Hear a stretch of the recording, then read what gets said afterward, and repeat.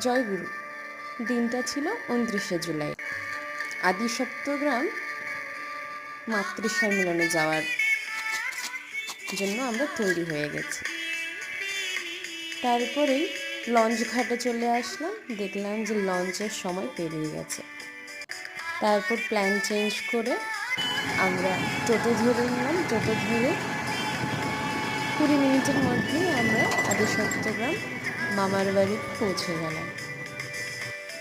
আজকে মামার বাড়িতে মাতৃ সম্মেলন। ঠাকুর সাজিয়ে নিলাম। মায়ের জন্য প্রথমেই যে দেখালাম, মালাটা নিজের হাতেই বানিয়ে নিলাম। শ্রী বড় মাকে মালাটা পরানোর জন্য। তারপর সব মিলে তৈরি হয়ে গেল, মাতৃ সম্মেলনও শুরু হয়ে গেল।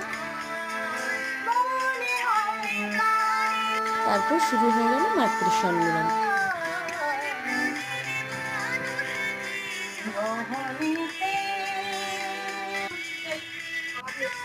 তারপর মা ঠাকুরের কথা বলছিল।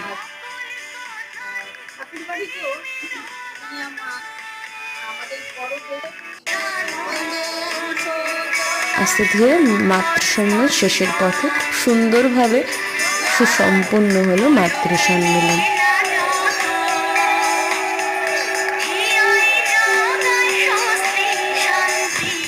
এটা আমার দিদা, সবাই প্রার্থনা করবেন দিদার জন্য। জয়গুরু।